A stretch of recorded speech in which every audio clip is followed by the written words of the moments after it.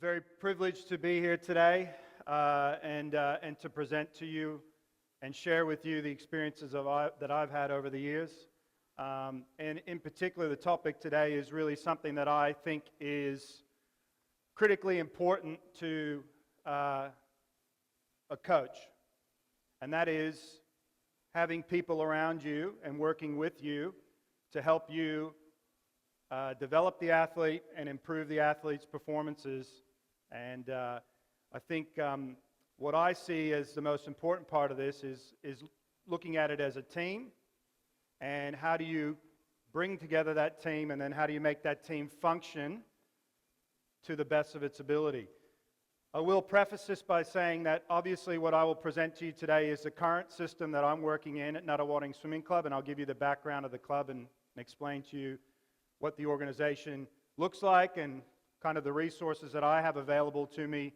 But what I want to say to you is every moment I've been on pool deck from the day I started coaching and the different environments that I've been in as a coach, this has always been something I've felt is seriously important to my success, which is my athletes performing well.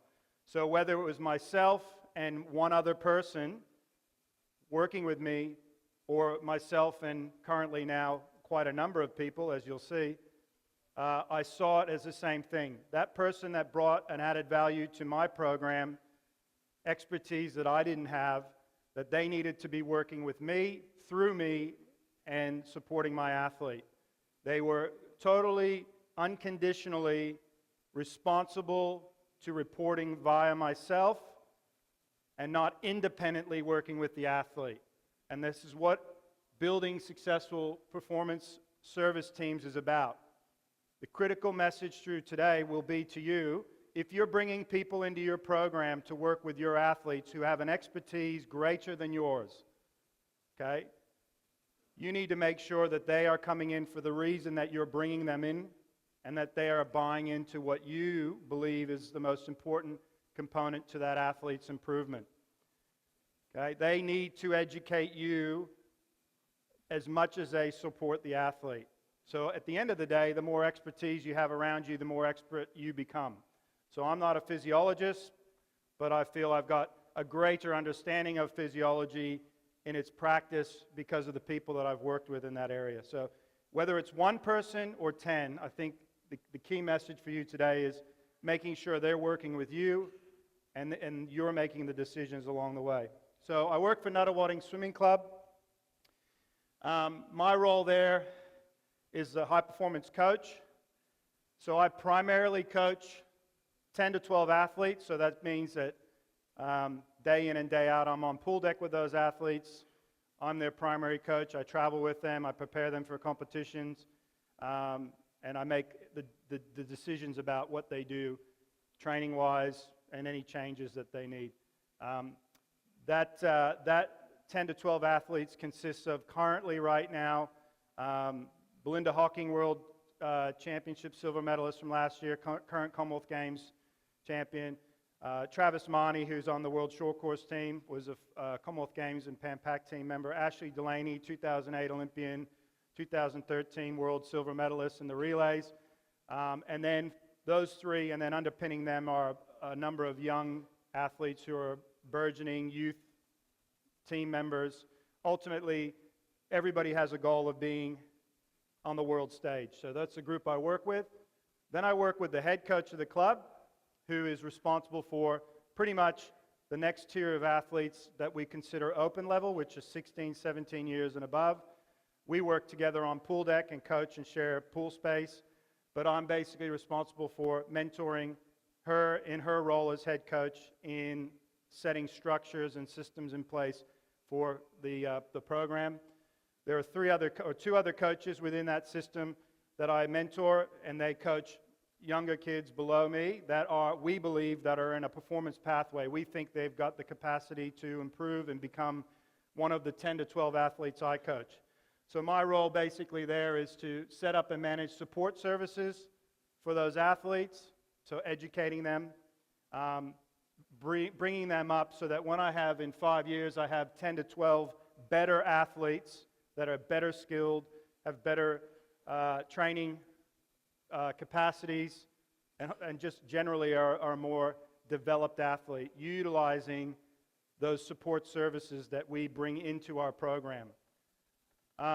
Effectively, you know, I haven't done it all. I don't think anyone in this room has. I think everybody's on that journey. So for me, my message to people that come in to work with me is, you know, we still got more to do. We still need to find ways to improve, and that should be our mindset every time we walk in. If they're not in that mindset, they're not going to be working with me because we don't have the time. High performance is about progression and moving forward, and we need to make sure that is continuing. Really quickly, so I give you a bit of an idea of what we're talking about. Nunawading Swimming Club, this is the organization that I work in. This is 5,000 kids that do swimming lessons every week. Okay, this is the financial basis for my job, basically. Okay, when kids in the blue start looking like they're going to become swimmers, we have 3 satellite programs that they move into depending on logistically where they are. The learning to swim freestyle, backstroke, breaststroke, butterfly, they're around in that Hansen group, probably 6, 7, 8 years old. And this group was named after Brooke Hansen, who's a famous swimmer that swam with Nunawading. Brooke Hansen, silver medalist in Athens. This was her club. So then kids progress. If you look at the red, they're progressing. That's our competitive stream. So in the red, there's about 350 kids that compete for the club. This is a social kind of recreational stream, okay, that kids just want to come and get fit. And the 3 blue boxes up the top, that's my area. Those kids are ones that we select out of the red that we think are good enough to be invested in by the support service team, myself. So we bring them in there early, and we start looking to develop them to become competitive standard athletes on an international stage. So I was brought into the club 6 years ago, effectively to build this system and manage it. What it looks like, so we're looking at those 3 blue boxes.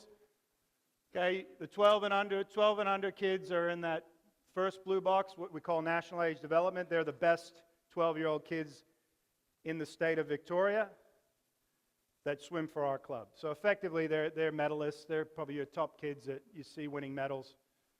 So performance-wise, they're showing that capacity, but we also look at find kids that maybe, you know, that's my job with the coaches, find some talent that isn't performing yet, but we think they've got capacity.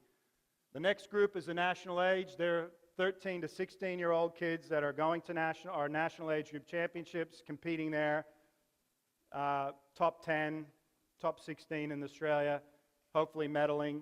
They're kind of like the next generation. And then the National Open squad is my group of athletes plus another 10 or 12 or so. So there's about 24 in that group. And they're about 17 years all the way up to the oldest being 28.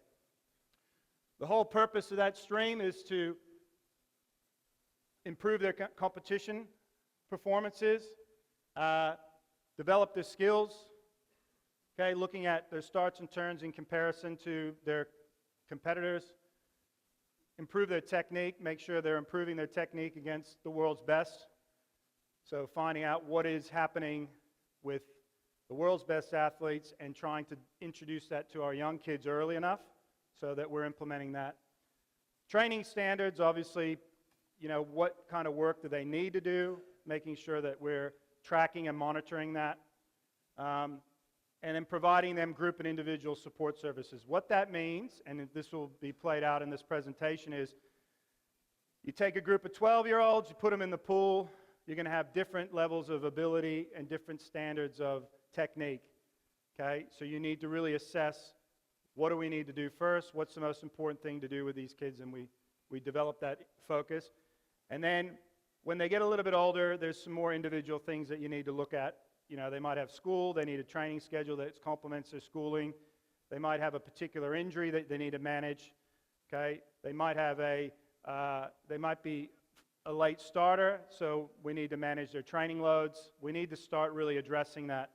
So for us, as we move these kids through that pathway, we need to really be sure that we have in place information and expertise around them that's helping us guide their programs so that we can get them to reach their full potential and stay in the sport as long as possible. We all know that not everyone's going to peak their performances at the same exact time, whether it be they're a late developer physically or their commitment level, their attitude, isn't right there early. A number of different things that we have to manage. But if you have a collection of people around you who are looking at a specific area and giving you advice coming back to our ultimate goal, which is performing, you tend to get you make decisions at a greater rate. So we're talking about building performance service teams. Okay, so for me, when I look at that group of kids, about 64 kids, obviously the 10 to 12 that I look at, I'll talk a bit about that, and I'm happy to answer questions more specific. But when I'm looking at those 64 kids, I'm asking myself, what do I need to ensure? What are the things that are important to me in relation to expertise that I personally can't provide myself? What does the club offer? What do we have at Nunawading in place? Well, we employ strength and conditioning coach. We have our own gym. We have a fairly extensive fitness space, which we think is important.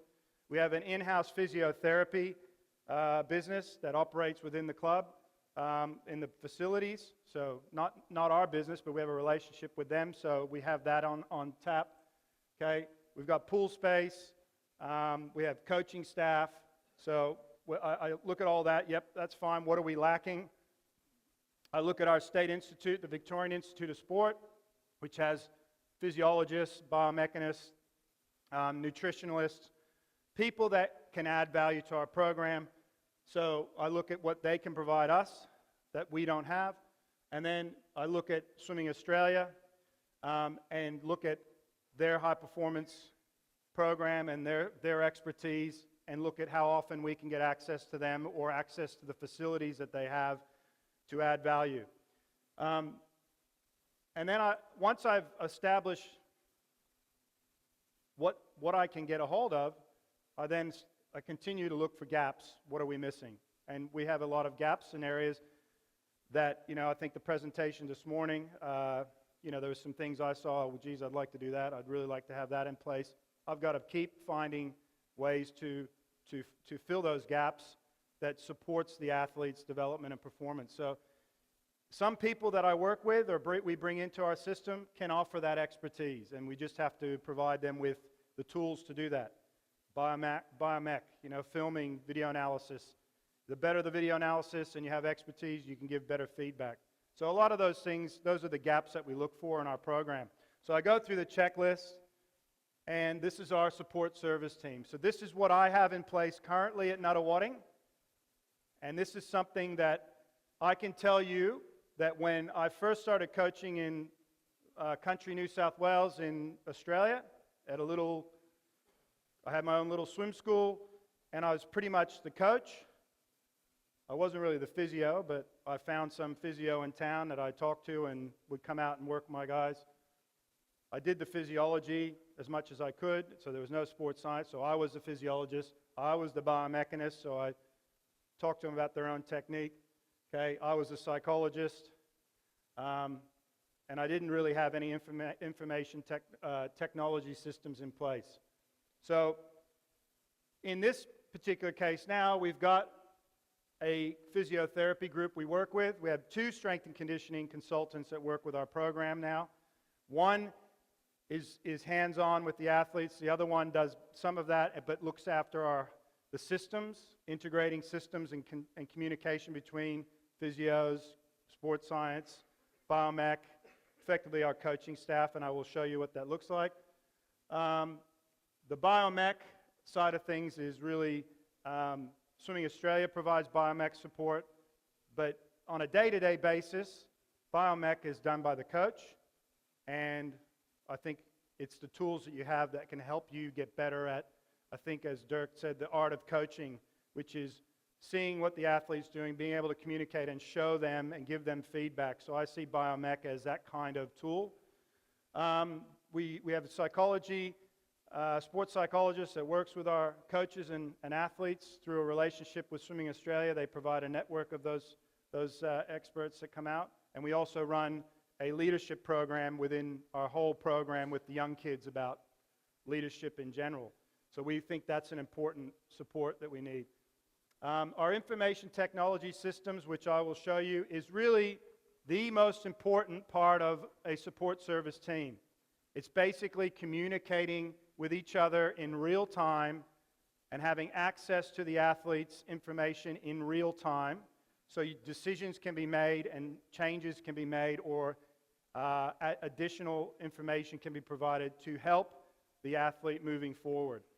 Okay? And that system has been in place now for 6 years, but we're really now got the people working with it.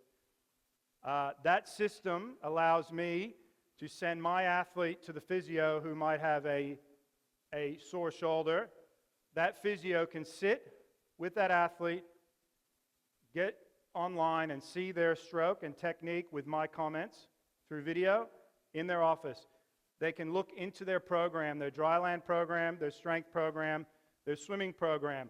And within that consultation, they can share back their feedback and change that athlete's program right then and there in real time. So when the athlete comes back to training, they have additional things to do that have been documented into this system. And they also, there's not this phone calls and with physios. Same with doctor, same with dietitian, same with strength and conditioning. Everybody has access to that system. The last part here is something that we've really been working towards, and Tom Patrick's here today, and he'll present within this presentation, but external support services, external expertise that we have engaged internationally with Aspetar here in Doha.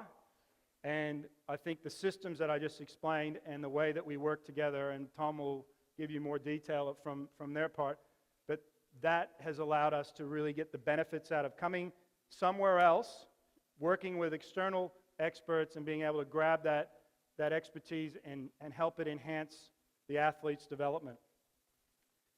So that's our support service team. What I'll do, and I will go through this fairly briefly, but I'm happy to talk specifically to any one of those.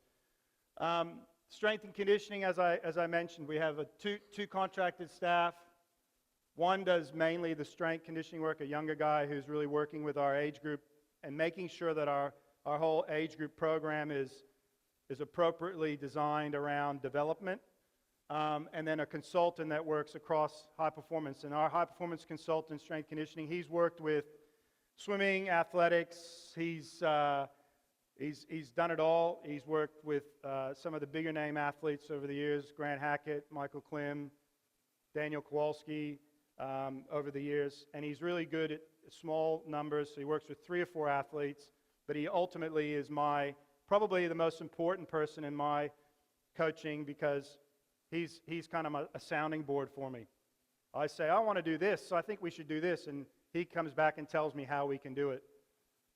So a lot of what I've done and put in place has been driven by his consultation.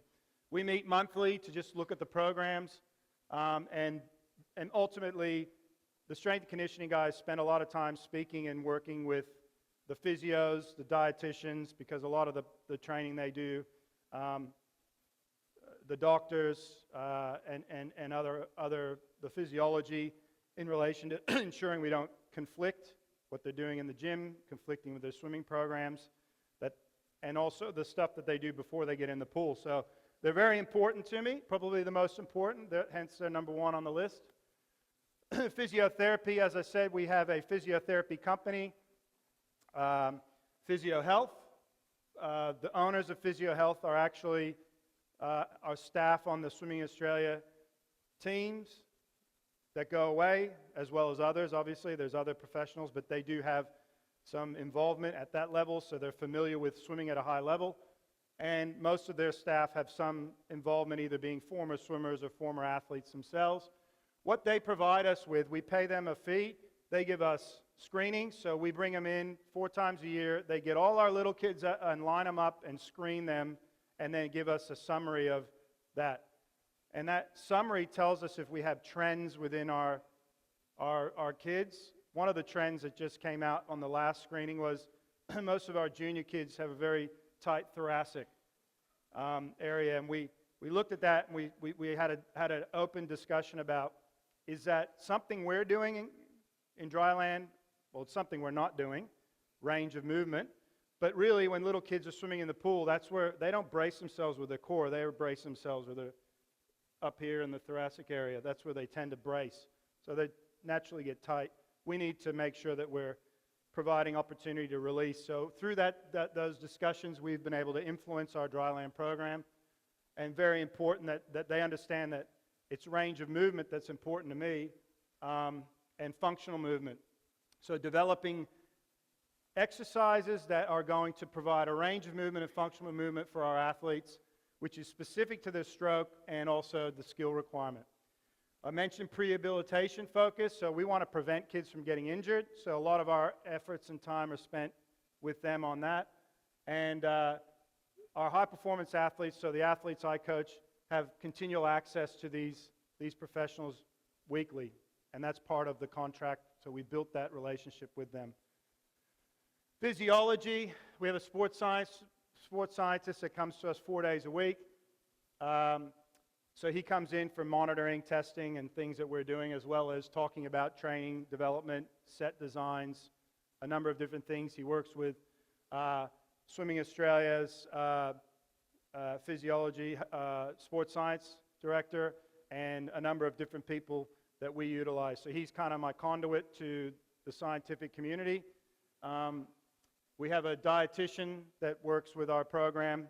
So again, comes in, does general work with the kids, provides online resources for everybody in the club, and provides one-on-one when required.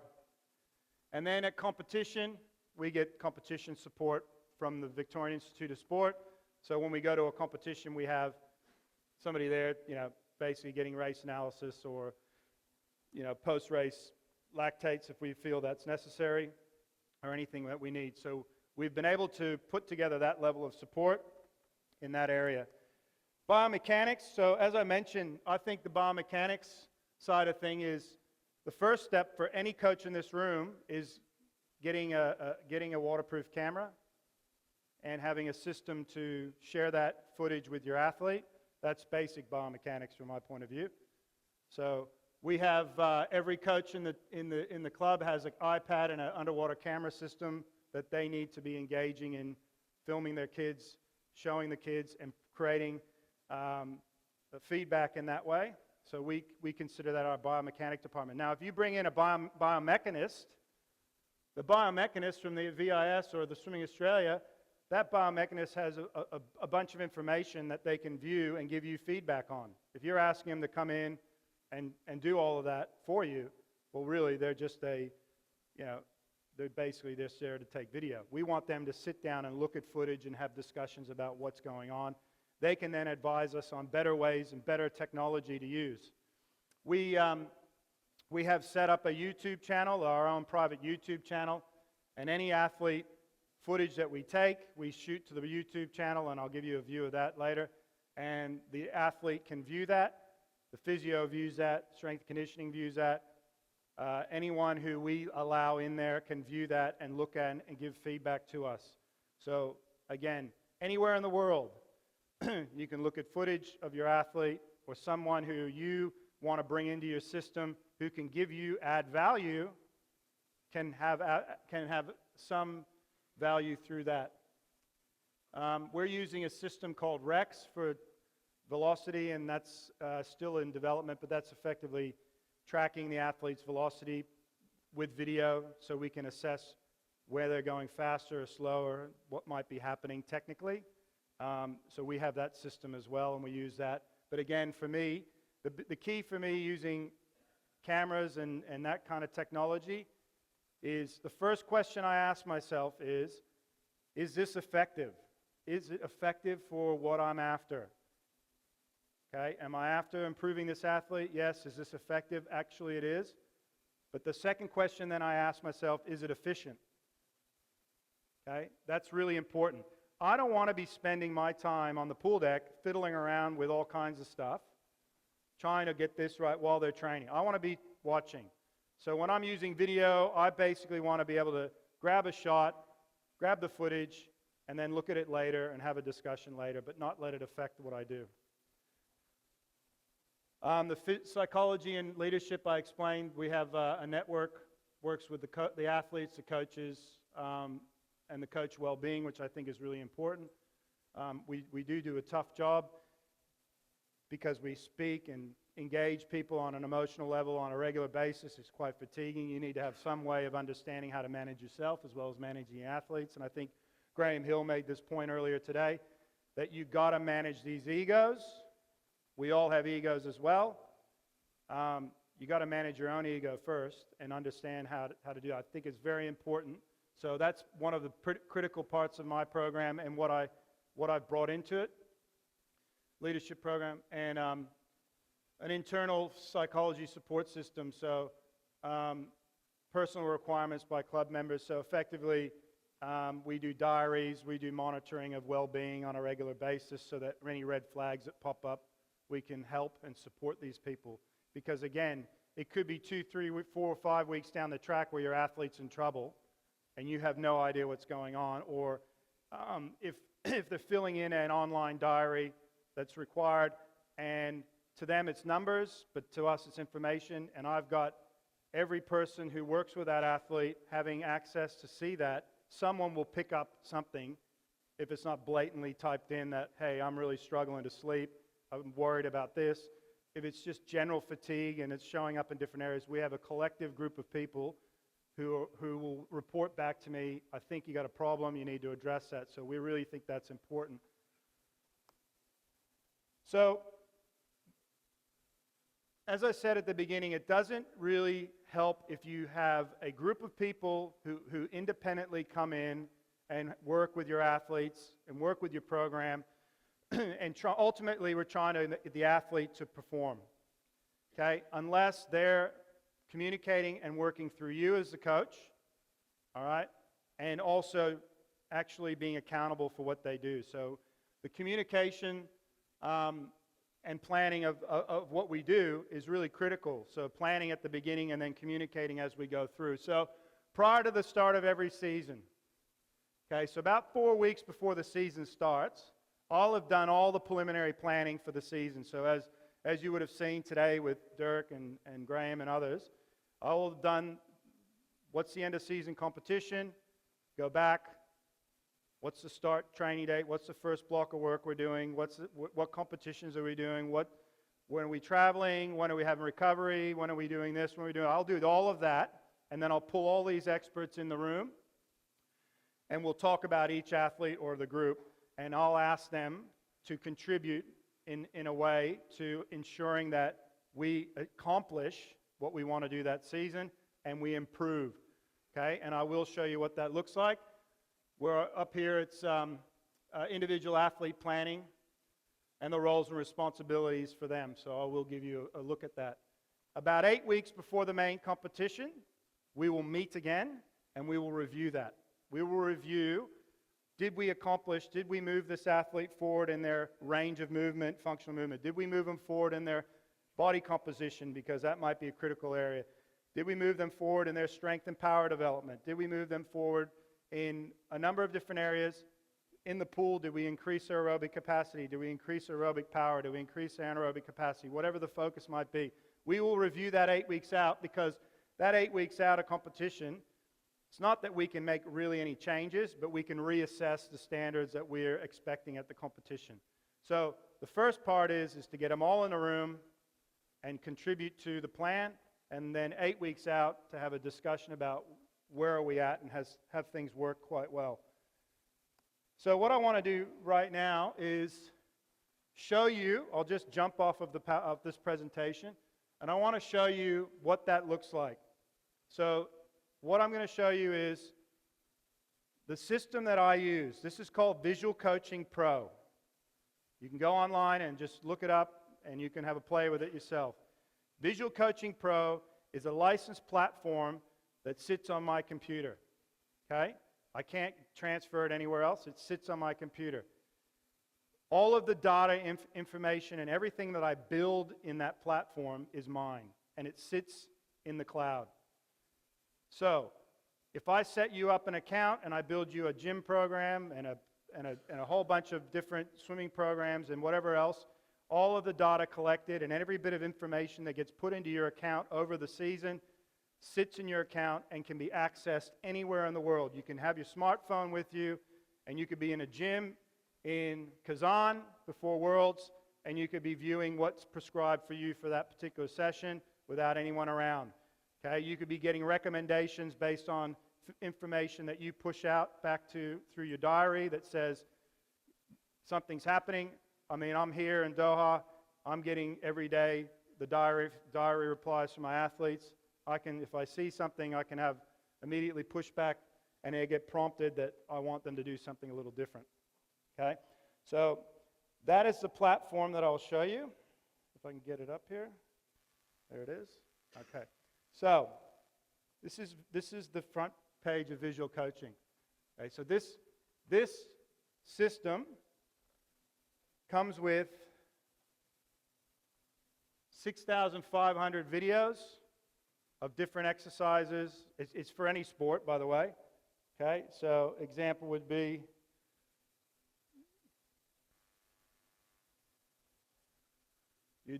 so they're in the gym. This is one of the exercises they need to be working on. They can see what it looks like. Okay, so you can build anything you want on this thing. So the first thing I want to do is show you a profile.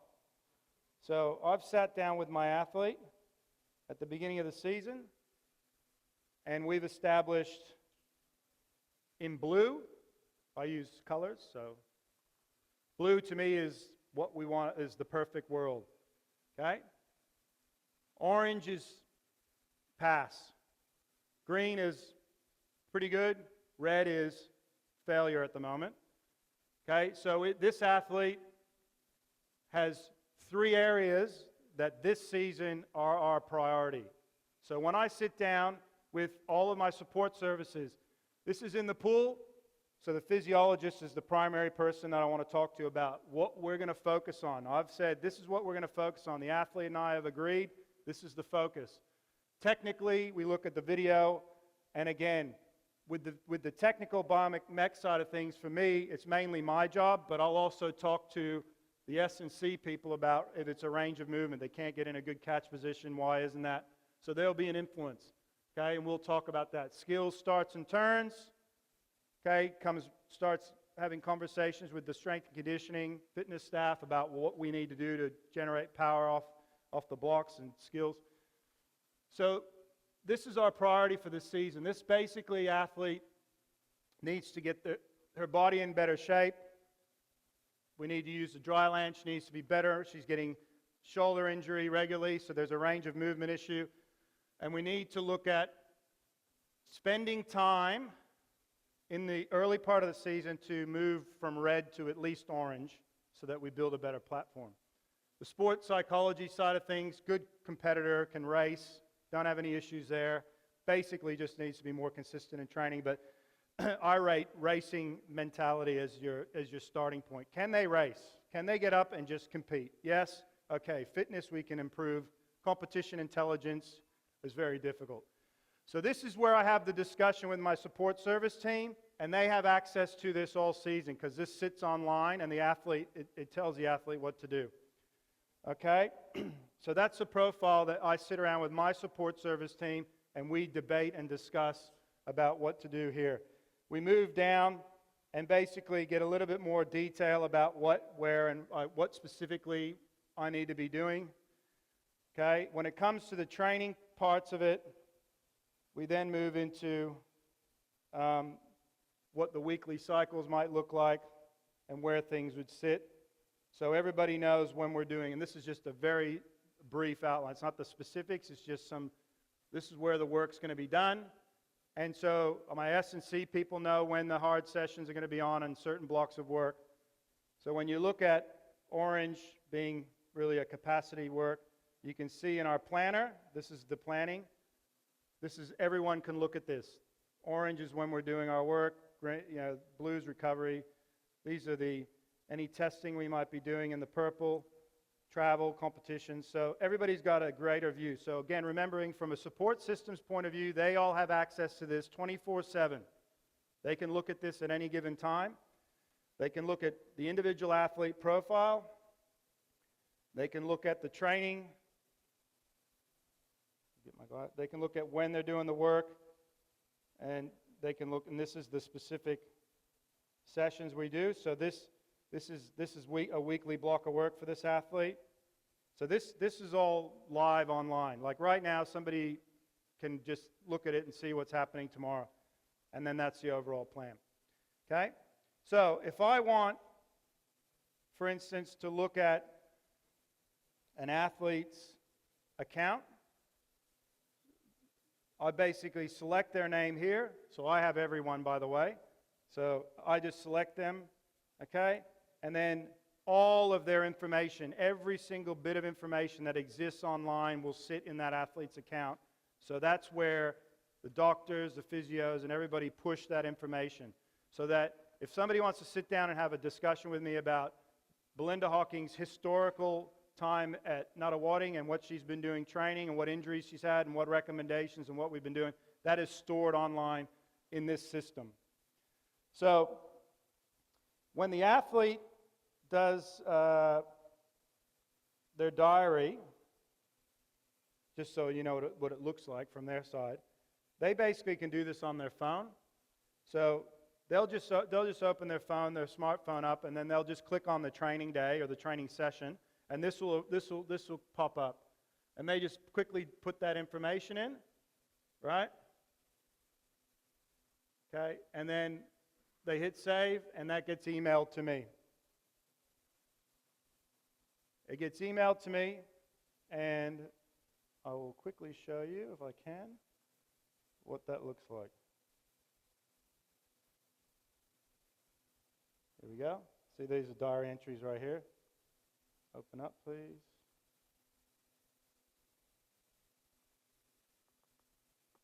There we go. That's what it looks like.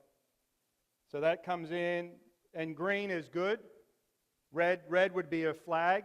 So how far they swam, it was a competition. They rate themselves 7 out of 10.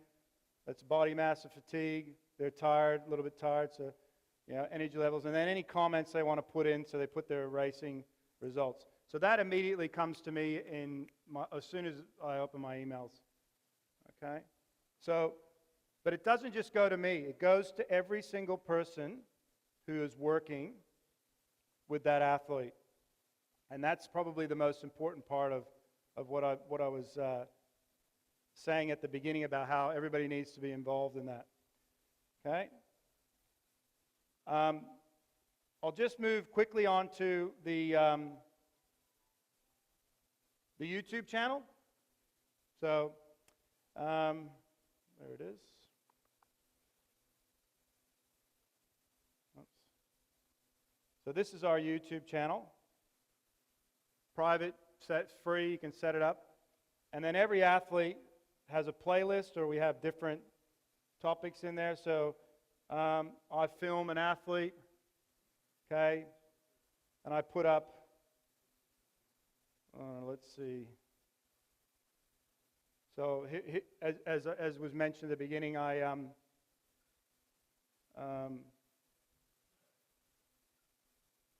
used to coach Liesl Jones, so I have a young breaststroker training with me now named Jessica Hansen. So I've spent a lot of time comparing things with... Look at the right side, which is... so you can hear me talking. Jess here in full extension. So first thing we notice... Jess is there, Liesl's here, and I'm just basically grab some footage, put it into coach's eye, split screened it, pressed record, recorded my voice, and started giving her feedback. I then put this straight into this playlist so she can access it at home, but also if it's something that I want the physio to see or the strength and conditioning coach to see, then they can view it as well. And particularly when you're looking at range there. If you look at the range of Liesl here in her catch, and Jess is really limited in her range there. So I go to the gym, I have a discussion with the coach. Hey, what are we doing to fix this? Is there something we can do? We talk to the physios. It becomes a focus, and I'm using the expertise around to do that. So that's where the YouTube channel comes in handy, and it's just building up a good amount of data for these kids. So I'll come back after Tom comes up and speaks, and I will summarize and give you kind of my grand finish of this presentation, hopefully to send you away with something that you can take and apply. But we have a great relationship with Aspetar here in Doha. I don't know how many times we've been here now. We do come and train and use the altitude chambers, but we also use the expertise that they have and the relationship that we have with them, and their commitment to what I want to achieve is really why it's working so well. So what I want to do is invite Tom up, and I'll let you carry forward with this. Thanks. Tom, Patrick. Okay. Come on, Tom. So it's a privilege, as well as Rohan was saying, to get a chance to speak with everyone today. Aspetar is really a special institution, and so special that I moved my family to the Middle East to continue doing some work in high-performance sport. And when we look at what we can offer at Aspetar, we have expertise, we certainly have facilities, and I just want to take you through just quickly, for some of you that aren't aware of Aspetar, and just share a little bit about the nature of the organization, but mostly I want to focus and complement on Rohan's talk today. We have an altitude dormitory. We have 25 rooms. We can individualize the level, and to me it's one of the top altitude dormitory situations in the world. I used to be a performance director in triathlon, so I'm well versed in going to altitude, and to me what we can do here in Doha is quite special. And it also gives us the opportunity to do the Sleep High, Train Low initiative, and there's some benefit to that if we look at that protocol in conjunction with heat. So we've been doing a lot of work on altitude, we've been doing a lot of work on combined altitude and heat initiatives, and as we're going through that type of a partnership with the different partners that we're working with, we also have to make sure that we're providing an incredibly professional service. And so we really try to ensure that we're delivering a high level of monitoring. Already over the last 2.5 years under my work as performance manager, we've started to learn a lot about how athletes are adapting and starting to give that information back to the coach, so that not only are we going to do an altitude protocol, but we're starting to refine the kind of work we're going to do during the altitude itself, how we may adjust training to keep the stress recovery states in balance, and so that at the end of the day, as Rohan said many times, the object here is to ensure that we enhance athletic performance. We have to even ask ourselves why, and I'll share that a little bit later. As Rohan was also mentioning, we have to know our role. And so when I use the term performance partner, we are a coach-driven situation. And so at the end of the day, this is about helping Rohan and his athletes achieve their performance outcomes. And we have to ensure that we give that its full attention. And so we have to share the information, and that exchange of information to and from Rohan's group and us at Aspetar is critical. So if we don't get this collaborative approach, we tend not to go into a partnership. So we've had a lot of requests over the last 3 years since I've been here, and we're very picky about who we're going to partner with, and I'll share a little bit more about that as we go through some of the key principles for us. The facilities that we have on offer in Aspire Zone are world-class. And for me, as a former high-performance coach and performance director, it's very difficult to find good training situations, to be able to get access to the training facilities you need when you want, be it pool lanes, enough lane space, etc. And so one of the special things we have, especially in the sport of swimming, is we can pretty much deliver a world-class training camp environment, supported with, I think, good expertise, but of course, world-class training facilities. So if we couldn't do that, and there's many other sports that have requested us to partner with them, I just simply say, I'm sorry, we cannot. If it can't be at the right level, then we just simply shouldn't start to generate that partnership. And then finally, that expertise and support. And importantly, looking at innovation through collaboration. And as Rohan was saying, I mean, it's critical. We all have to keep growing. We have to get stretched. We have to really look carefully at how we're doing what we're doing. We have to individualize to the highest degree possible. That's where we get the good innovation, if you will. So we're not just applying the same thing over and over, but hoping for a different result. For us, in terms of the approach, as I mentioned a bit earlier, first of all, targeted in terms of who we're going to work with. You know, and the question I ask myself and the team that I work with, can we influence performance? Is this just going to be a camp and we shake hands at the end? We're not interested. We want to be leaders in international performance at Aspetar. And so we have to make sure that we're partnering with those people that are operating as Rohan's operating, with real clarity. It is coach-driven. We work through the coach. He has all the information that we have, so he can take decisions. Secondly, and one of the most important things, is that it's needs-based, not want. And so I spent 23 years in high performance, and too often it's about want. We want this, someone sees it, so they ask for it. And I always come back to the question of, do you need it? So for example, we can offer it, but is it the right time? You know, what are your goals? You know, when do you want to come to altitude? Why do you want to use it? What are you going to do following the altitude protocol, for example? You know, and does that make sense based on the current scientific evidence and literature? Because otherwise we're just wasting everybody's time. And the last thing we want is for somebody to leave Aspetar and not feel that they actually moved performance forward. So needs-based is very critical, and we spend a lot of time before we enter into a relationship to make sure that in fact it is needs-based and that we can deliver. The second issue is making sure that we put the right people in place. So we have good expertise at Aspetar, but I want specific expertise. I want people that have a good background and understanding of swimming, that have worked in the sport, and then we start to put those staff members on top of the project with, for example, Rohan's group and the agreement we have with Swimming Australia. We really just have to treat it that way. Otherwise, I think we can't offer the level of service that we should be in terms of becoming an international performance partner. The third area was to commit to a long-term relationship.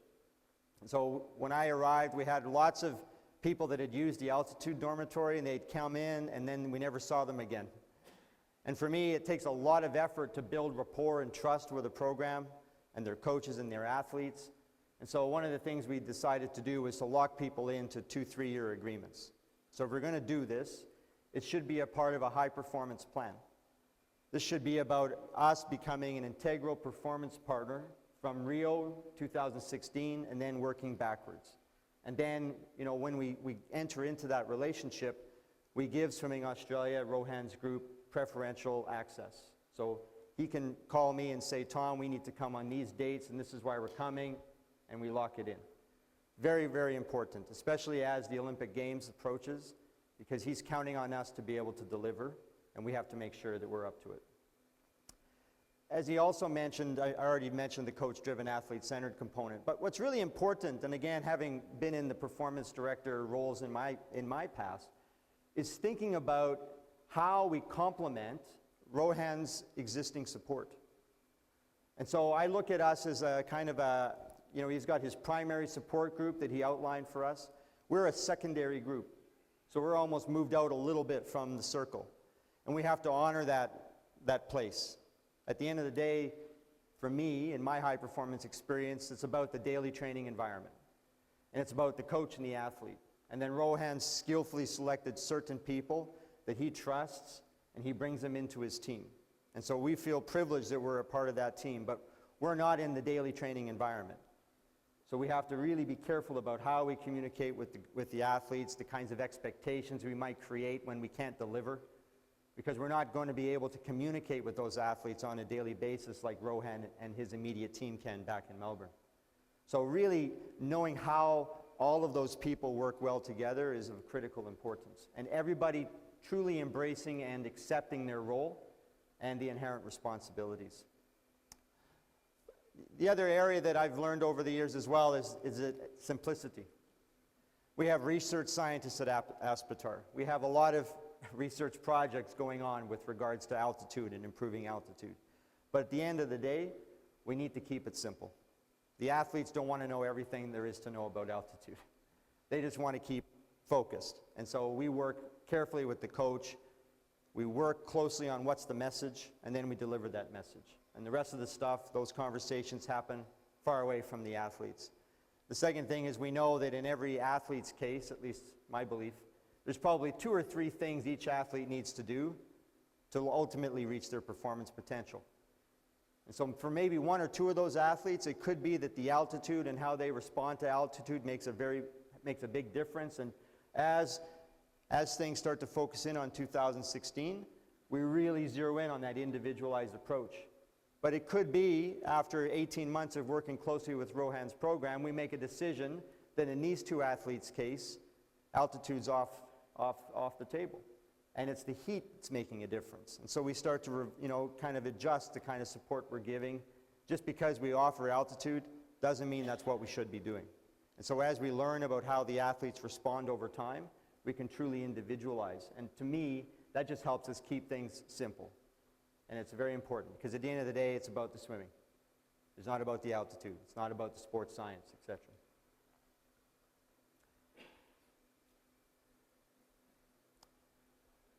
The other thing to appreciate, at least the way that I'm trying to operate things with our altitude performance program, is that we truly are performance managed.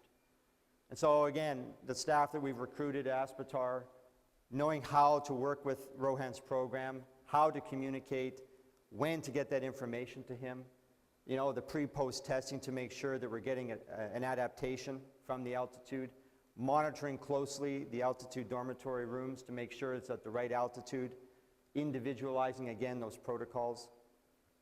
The effective performance planning component, and as I was saying a bit earlier, what to do, when to do it, and why altitude? So even asking the bigger question, is it right for you? Is it what's needed versus what's wanted, as I was suggesting?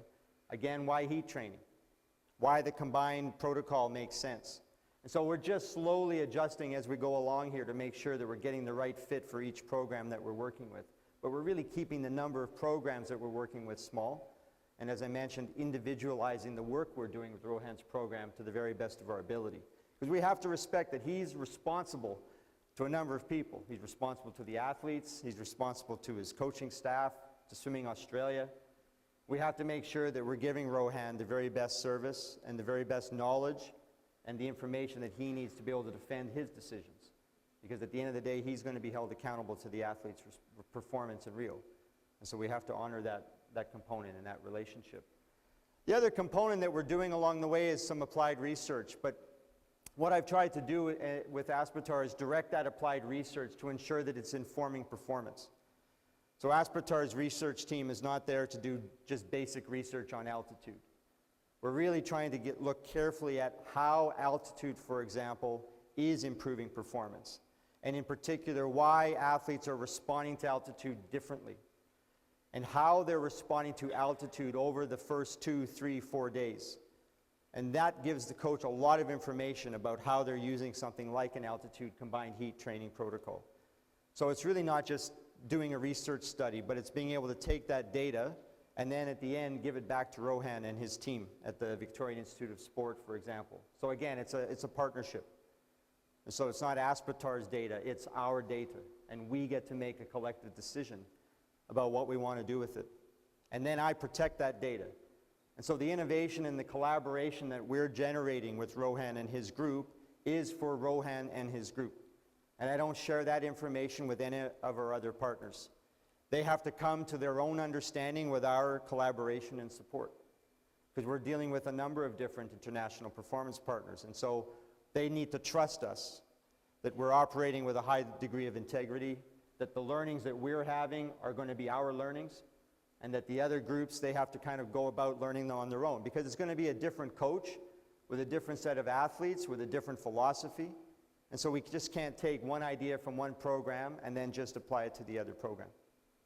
So for me, it's a great opportunity to be able to work with a world-class coach. And as you're seeing some of the components that Rohan's mentioning, it's a great lived example of interdisciplinary.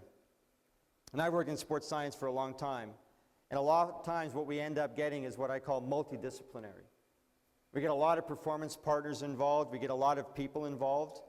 but that information is not getting shared in a timely manner.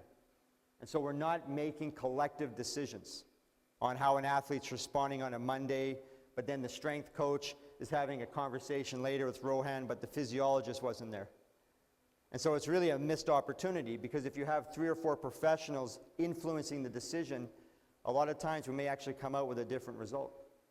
But if that information's not shared and that communication's not effective, again, it's a lot of one-off professionals involved, which is good, but interdisciplinary in my experiences is great.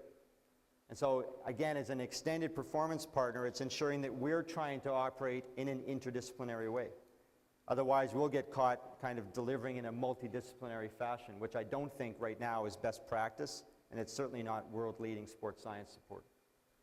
So those are just some kind of highlights of Aspetar's program, and hopefully at the end, if there's any further questions, I'm happy to answer them and hang around over the next few days coming to watch some great swimming. So, Rohan, thanks very much for the opportunity to just share our view. You're a great coach, and it's a privilege to work with you. Thanks. Thanks, Tom. Yeah, thanks, Tom. And look, really enjoy. To me, the most important part of what I do is I surround myself, as I see it, with the best people.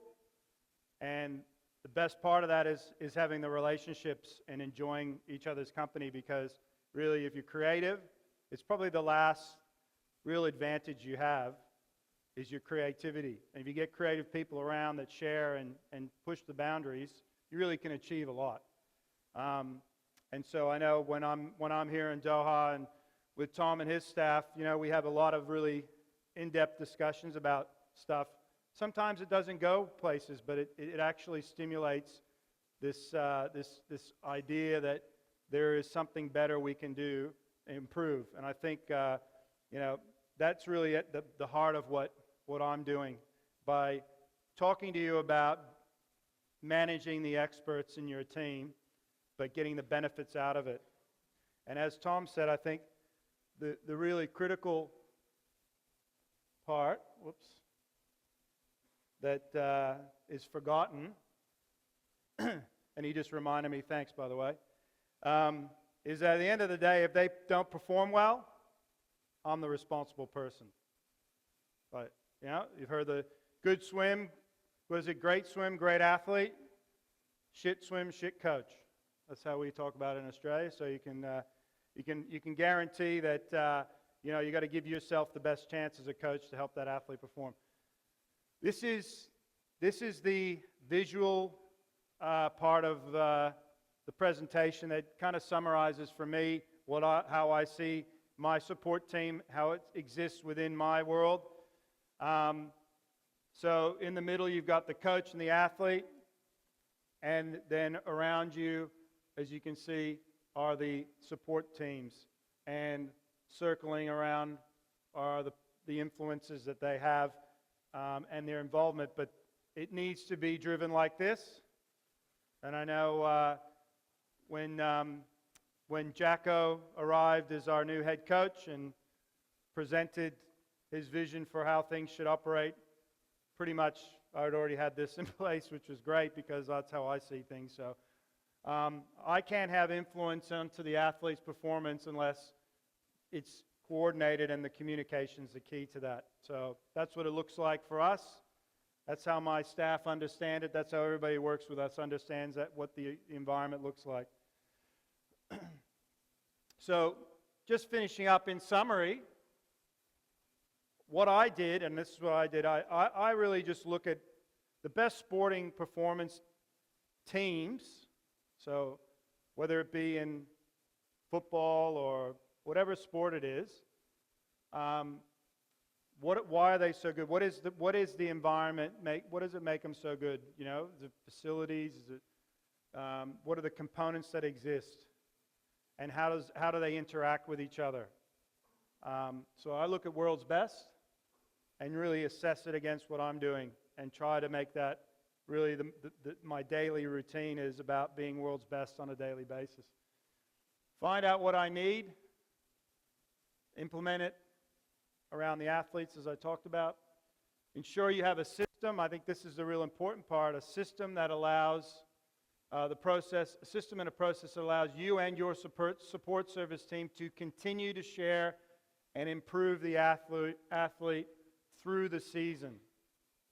So I'm standing here now, and I could walk out of the room, and I might have a prompt on my phone that might be in relation to one of my athletes, or they somewhere, and I can immediately get involved in solving an issue if it's there in relation to disrupting their training. That's the system that we have in the process, which to me is really powerful. And the athletes, it makes the athletes feel very, very good about what the environment they're in. And I think the last thing is assess your support services ongoing and modify and replace as needed. And I'll tell you a little story to finish up with. The young guy that works with me, he's a strength conditioning coach. He's been with us for probably, this is his second year. And this is the danger, in my opinion, the danger of strength and conditioning coming into a swimming environment is that they come in with a broad philosophy on strength work, and our sport is very unique, as you would have seen in the discussions this morning. It's unique in the application of strength training to swimming, and it needs to be driven from a functional point of view first. What is freestyle swimming and what makes it move, the parts of it move, and then and work backwards from that. So this young guy, I gave him the talk, you need to be down on pool deck with us, you need to be looking at videos of the strokes, you need to be immersing yourself in the knowledge of swimming, and you need to be talking to us about what you're doing. He never engaged in that, so I sat down and said to him, I think it's time for you to move on, you're not really, and he just basically said, no, I want to stay here. I said, well, you're not going to stay here under these conditions. You don't talk to anyone. You don't share information. You make decisions without my approval. You just don't fit into, you're not a team player. That was the term I used. You are not a team player. And he said, well, I want to be a team player. And I said, well, I want you to go away and come back to me and tell me what you need to do to be a team player. Short of it is that he has completely done a 180-degree turn in his, and he has become a major asset to our program. And to his advantage, because it's going to help him in a career going forward, because I've had 2 or 3 previous strength conditioning coaches who've worked with me in that way, who have moved on to become working in professional sport, and they've learned what it's like to work in a team environment and contribute. And he has done a 180-degree turn, and it's fantastic because all of a sudden I feel like I've got another asset. Like I feel really strong about what he's doing. So, but you need to assess, and you sometimes just need to get people out of there because they're going to make you work to their agenda, which is not the athlete's performance, right? That's the key. So whether you have one person working with you or 10, they need to work for you and for the athlete's performance, and that is the real message that you need to take away. And I appreciate, again, as I said, FINA for giving me the opportunity to speak here today, share with you my world as far as it is, as it sits here today. It's all been experiences I've gained from, again, interacting with all the professionals in not only swimming but in other sports, and to be able to pass that information on to you, and hopefully you walk out today and there's something that I've said that might help you improve your environment, improve your coaching to help you achieve the goals that you have. And I really want to thank everyone for the time, and I appreciate it. Thank you very much.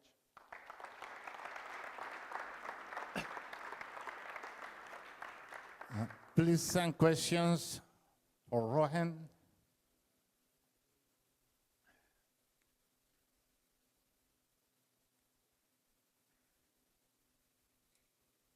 Either I answered all your questions or you've got none.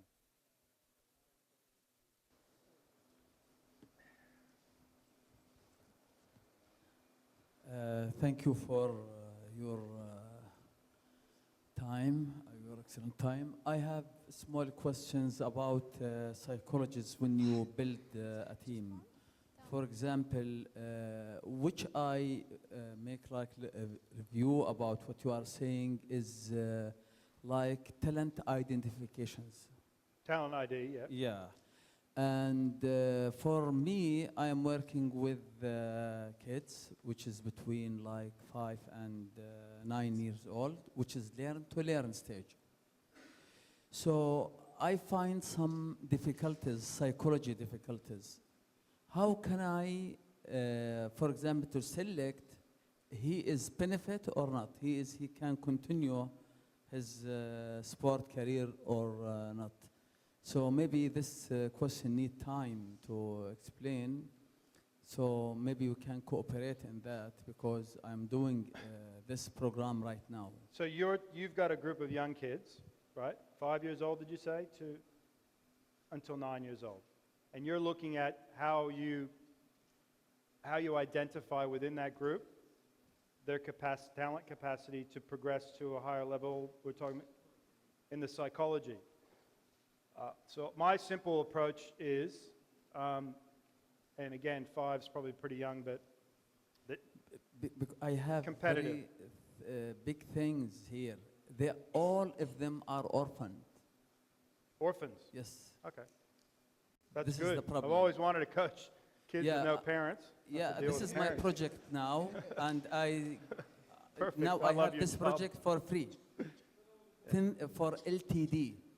Okay, yeah. Yeah, so I signed the agreement, so Yeah. I will work with them for free forever. Yeah, yeah, yeah. 10,000 hour free. Okay. Really simple. If you're looking at psychology of a competitive swimmer, right? The most important thing from my point of view is their competitive intelligence. Okay? So their willingness to want to compete against whoever it is, whether it's the clock or their teammates. From there, working back, when you have that, when you can cultivate competition, then for them to improve in the competitive environment, they'll be more willing to do the work required or improve their skills.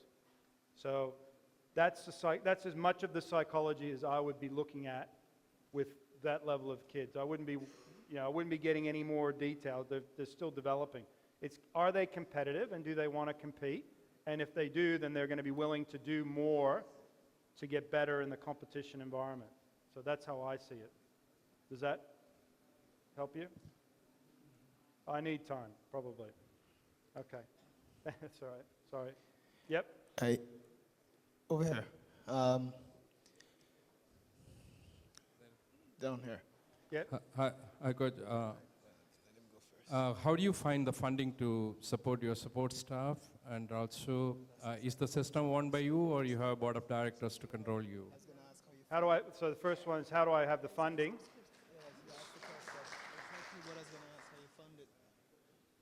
Oh, is that a good question? Okay. So if you look at the first slide, I think when I go back here, let me just find it, sorry.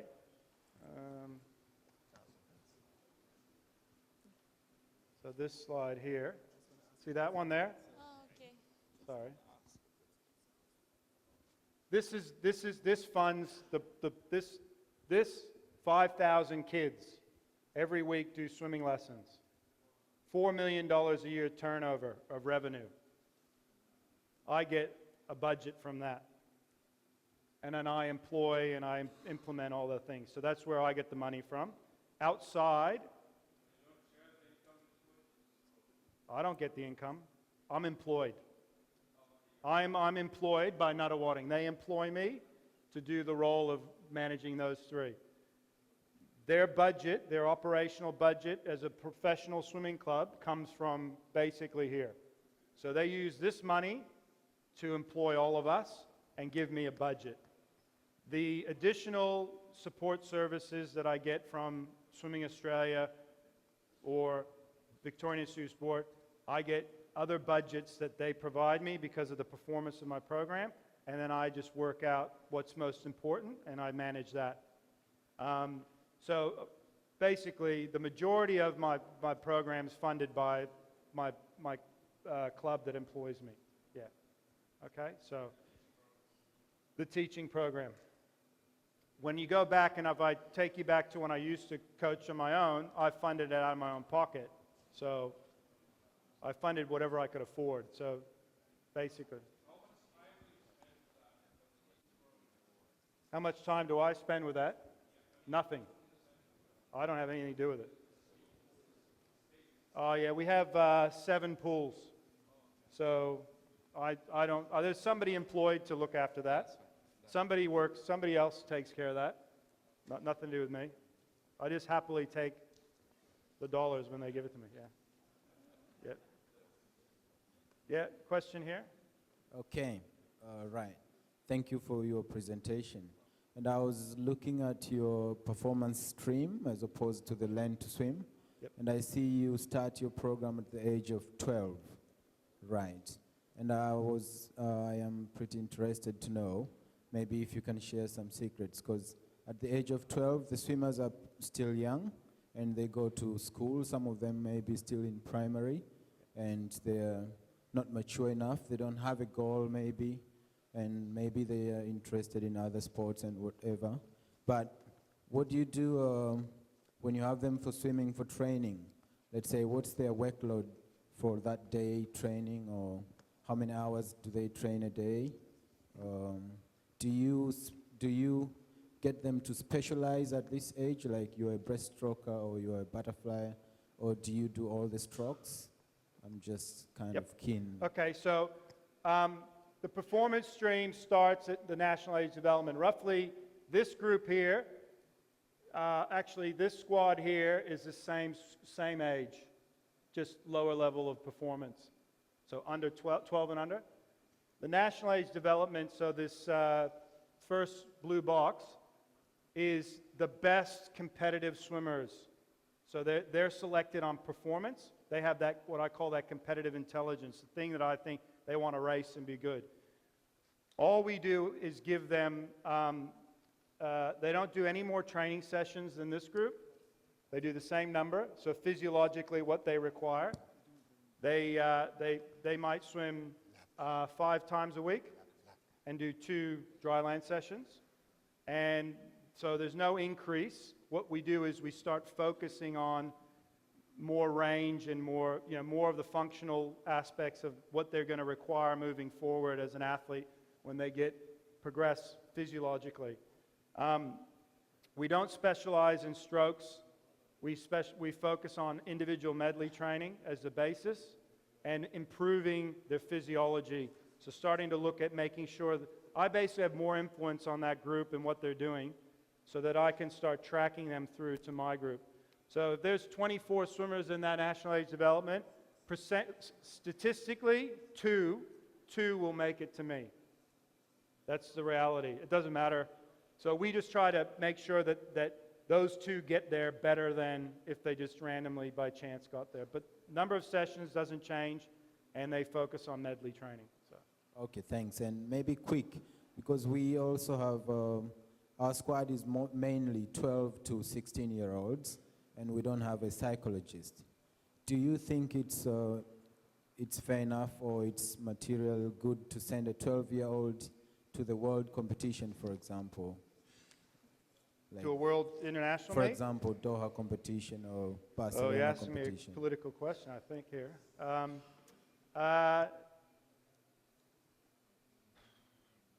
If they're good enough to go, I think you definitely consider it. But then you have to explain what is the purpose for them going. Are they going there to experience it for future opportunities, or is there pressure for performance? There's pressure on them to perform on an international stage. I think that's unfair, my personal opinion.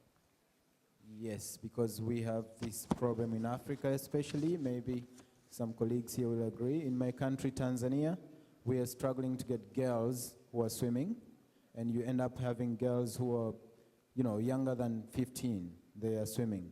Girls older than 15, they don't want to swim anymore. Yeah. So, and then you have to send a girl to the world competition. You take your best swimmer, but she's only 13, let's say. Yeah. I think it's the performance pressure would be the concern for me, if they're expected to do something beyond what they're capable of doing. Okay, thank you so much. Yeah. Please, last question. Thank you very much.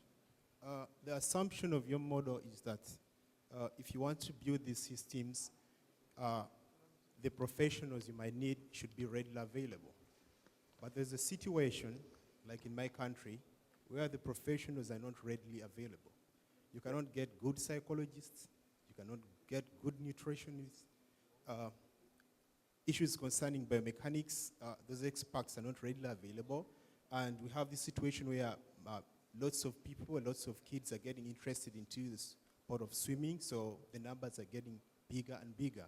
What are some of the items or the aspects that you think you should really consider much if you are dealing with such a situation to ensure that progress is visible at the end of the day?